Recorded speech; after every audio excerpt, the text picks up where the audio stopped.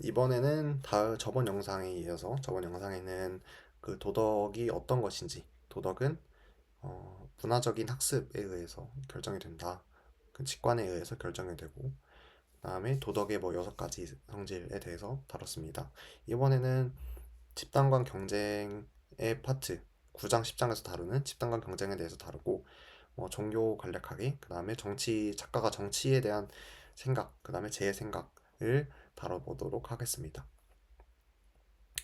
일단 작가가 9장의 서두를 시작하는 게 9.11 테러 이후에 굉장히 미국 내에서의 극단적인 집단 지성이 이루어졌다. 아니, 집단 지성보다는 집단 결속이 이루어졌다 얘기를 해요. 본인은 분명히 중도를 유지해야 하는 입장임에도 불구하고 어쩔 수 없이 어쩔 수 없다기보다는 굉장히 본능에 이렇게 올라오는 욕구를 가지고 어, 이런 집단적인 뭉침에 동조를 하게 되었다. 그래서 사람 개개인은 인간은 어떻게 보면 특정한 집단에 모이려는 집단을 결속시키는 무언가가 있는 것이 아니냐라는 얘기를 합니다. 그래서 이후에도 군집 스위치라는 얘기를 하는데 사실 굉장히 저도 되게 처음 들어봤던 얘기고 굉장히 특이한 생각이라고 생각했는데 어, 이런 인간이 개개인의 개성을 가지고 움직이는 줄 알았더니 어떠한 순간에는 굉장히 결속력이 강하고 뭐 벌이나 개미 이런 군집 생물처럼 갑자기 엄청난 결속력을 보여준다. 우리한테 어떤 특이한 성질이 있는 게 아닐까 하고 얘기를 합니다. 그래서 집단 선택이라는 얘기를 시작하는데 집단 선택이 무엇이냐면은 우리는 예전에 다윈의 자연 선택 이론에 근거해서 개개인이 이렇게 진화한 이유는 개개인 간의 서로의 경쟁에서 이겼기 때문이다. 이렇게 주장을 했어요. 근데 그럼에도 계속 해결되지 않는 문제는 어, 무임승차자 문제라고 해서 무임승차자는 뭔가 능력도 없고 집단에 계속 의지만 하고 아무런 대가를 지불하지 않고 근데 우리 인간은 분명히 그런 무임승차자를 계속 없애오는 활동도 하고 했는데도 떻게 해서 계속 살아남았나 라는 거예요. 근데 그거를 음, 집단 선택의 관점에서 보면은 음, 그래서 그거를 개인과 개인의 그런 다윈의 자연 선택에 의거한 그런 개인과 개인의 관점에서 보지 말고 집단 선택의 관점에서 보면은 좀 더 명확하다. 그러니까 당연히 둘 다 맞고 당연히 둘 다 중요한데 우리가 기존에는 너무 개인과 개인의 경쟁에서만 생각하지 않았나 하는 거예요. 우리가 집단 간의 경쟁에서 어떠한 집단이 한 집단을 아예 몰살시켜버리던가 그런 과정에서 어쩔 수 없이 살아남는 집단이 생겼을 거 아니에요. 근데 그런 거는 개인의 그런 진화와는 아예 관계가 없기 때문에 집단 선택의 관점에서 바라보면은 우리가 왜 어떤 순간에는 굉장히 결속력을 발휘를 하는지 그런 것들이 왜 설명이 된다라는 겁니다. 음,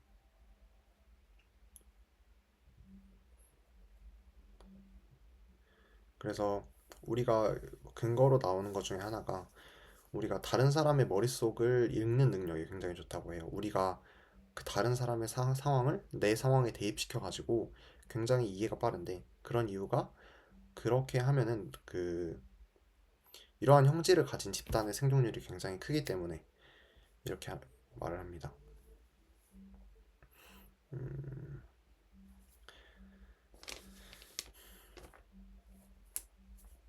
그리고 그거의 관점에서 또 행복에 대해서도 우리가 그 개인이 아닌 우리 개인의 뭔가 성취나 그런 거에서 행복이 오는 게 아니라 사회적 관계망에 의해서 행복이 온다.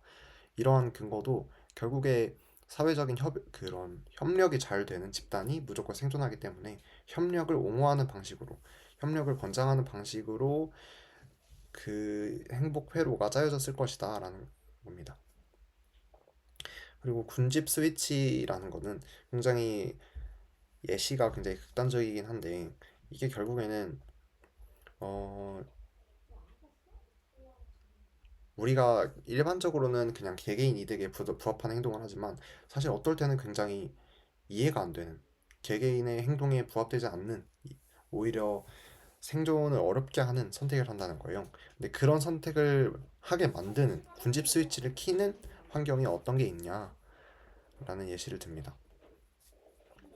그래서 이런 조금은 굉장히 극단적인 예시를 들면서까지 이렇게 표현을 하려고 했던 이유는 인간이 굉장히 아주 특정한 환경, 특정한 뭐 집단이 어렵고 집단이 뭔가 사라질 위기에 처하면은 엄청나게 그런 집단을 뭉치는 군집 생물이 된다는 거죠.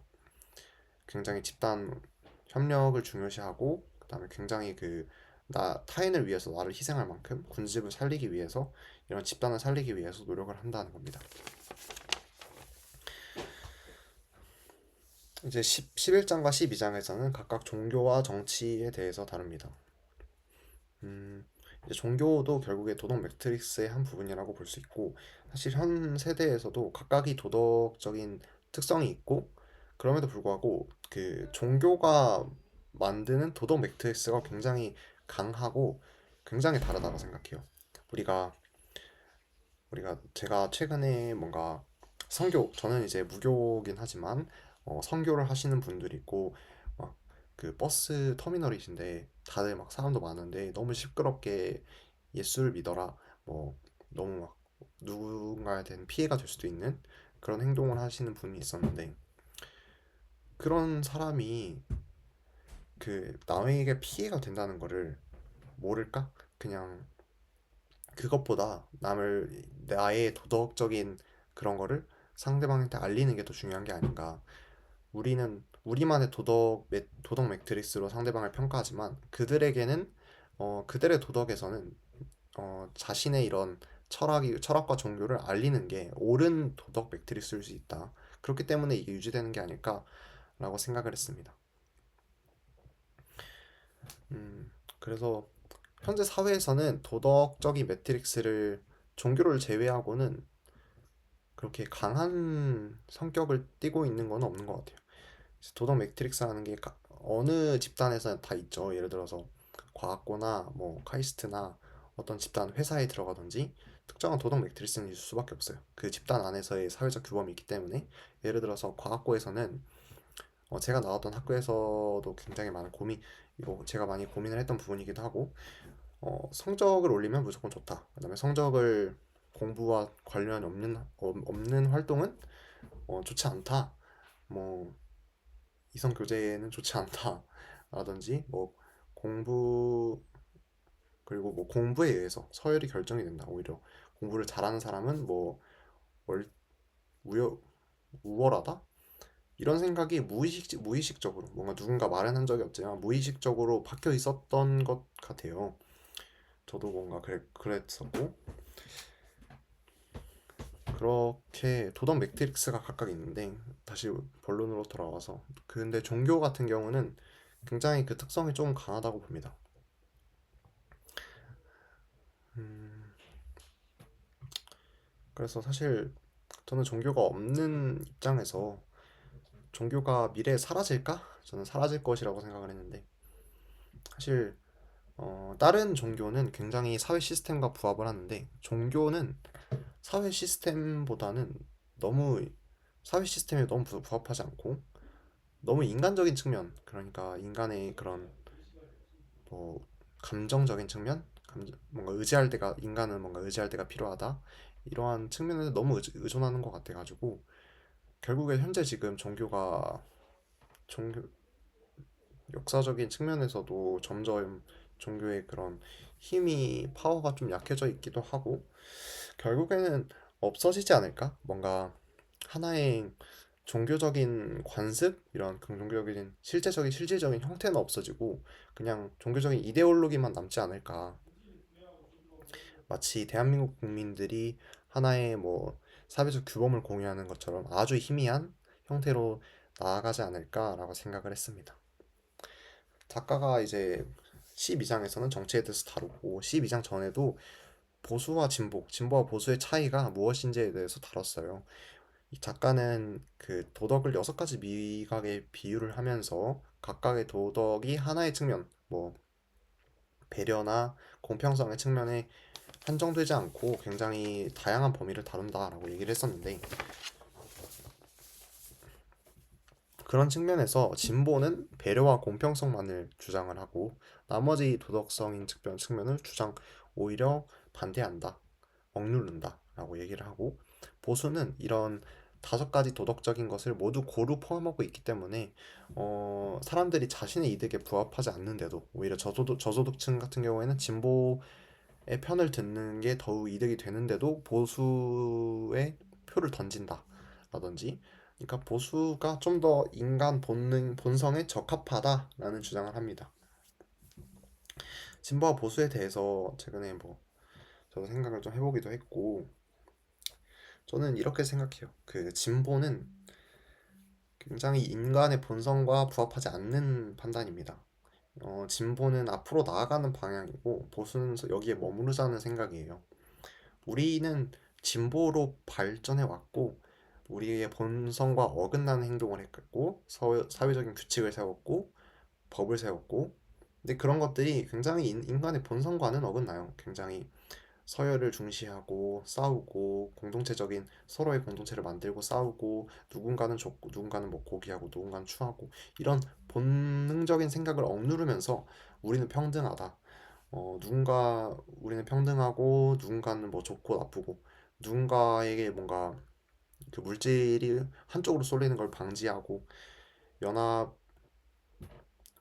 그런 것들을 계속 본능을 억누르면서 발전을 해왔어요. 그렇기 때문에 우리가 여러 가지 규칙도 생겼고 법률도 더 까다로워졌고 이런 식으로 발전을 하는 건데, 그런 관점에서 당연히 진보가 더 본성에 맞지 않을 수밖에 없다고 생각합니다. 사람들이 본능적인 표는 그 보수일 수밖에 없고, 그치만 생각을 해보면 좀 깊은 생각을 하고 이런 사회적인 측면에서 봤을 때 진보가 좀 더, 진보는 결국에 새로운 규칙을 만들어내고 새로 세우고 하는 관점에서, 근데 그런, 사실 작가는 보수가 좋다는 말은 한 적이 없어요. 보수가 좀 더, 사람들이 왜 보수의 표를 던지는가에 대한 얘기였지. 그래서 결국에는 우리가 이 바른 마음에서는 도덕 어떤 게 좋다라는 얘기를 한 적은 없습니다. 그냥 도덕적인 측면에서의 그런 정치 진영을 봤을 뿐이지. 그래서 좀 이런저런 생각을 했던 것 같아요. 그래서 뭐 진보와 보수의 결정은 이 책을 읽고 어떤 사람이 진보적이다 보수적이다 이렇게 쭉 나뉘는 게 아니라 사회적인 그런 상황을 보고 이보다는 좀 더 진보적일 필요가 있는데, 아니면은 이보다는 좀 더 너무 앞질러 나가는 게 아닌가? 이 상황에서 이런 정책을 내는 건 너무 앞질러 가는 게 아닐까? 라는 얘기도 할 수 있겠고, 좀 더 그런 보수와 진보의 차이를 뭔가 개인과 개인의 뭔가 싸움이라기보다는 좀 더 이성적으로 바라보게 된 것 같습니다. 음,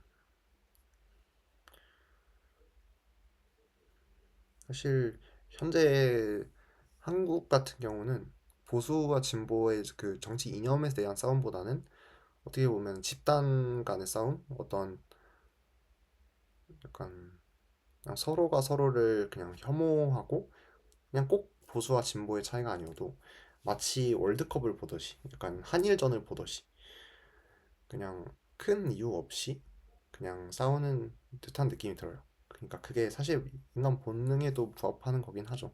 인간 본능에도 그렇게 자기의 집단을 좀 더, 집단이 있지도 않지만 사실, 근데 임의적으로 집단을 만들려고 하고 가상의 집단 속에서 서로의 집단을 약간 그 혐오하는 그런 것들. 그래서 사실 보수 진보 이런 얘기가 한국에서 큰 의미가 있나 싶기는 합니다. 그리고 또 하나가 그 새 정치라고, 세 가지 정치 분야라고, 보수와 진보 말고도 자유주의에 대해서 얘기를 해요. 음,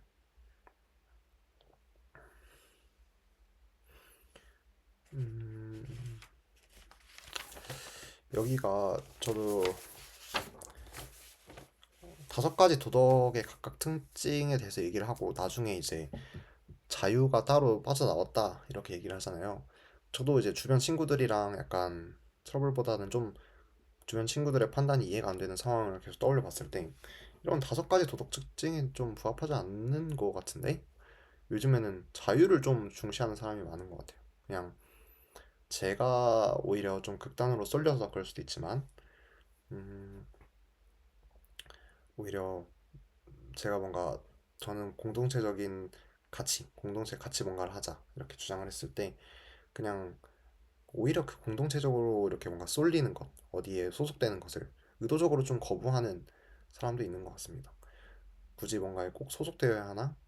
굳이 뭔가 나를 얼매이게 하는 것들이 있으면은 그것에서 그냥 본능적으로 좀 벗어나고 싶어 하는 사람들도 있는 것 같아요.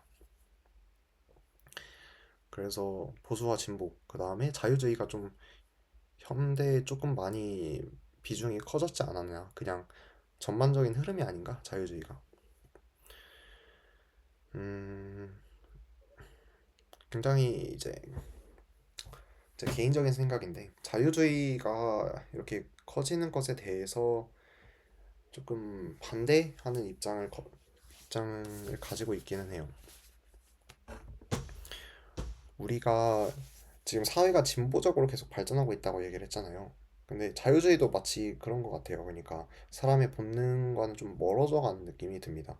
우리가 5가지 도덕을 좀 더, 5가지 도덕, 6가지 도덕을 좀 고루 만족시키는 사회로 가야 하는데, 약간 자유주의는 계속해서 뭔가 권위나 이런 그 위계 질서를 무너뜨리는 행동을 하고, 누군가는 고귀하고 누군가는 추하다. 이런 사실 이런 걸 계속 없애려고 하고 모두가 평등하다 이런 쪽으로 가려고 하고 좀 연합 구성 누군가가 이렇게 편을 먹어가지고 사이를 가르는 것을 없애고 모두가 최대한 자유로워야 한다만을 계속 좀 중시하는 것 같아서 너무 고른 도덕이 아니라 하나로 쏠리는 것 같은 느낌이 들어서 약간 거부감이 조금 들기는 해요. 제가 막 이렇게 연합을 구성하고 뭔가 우리는 같이 하자 이런 걸 했을 때 뭔가 따라주지 않는 사람이 있으면 굉장히 힘들거든요. 그게 집단이 유지가 안 되는데 그런 사람이 있을 때 한 사람이라도 그런 사람이 있으면은 사실 잘 유지가 안 되기 때문에 그런 거에 대한 좀 아쉬움은 있습니다. 예전에는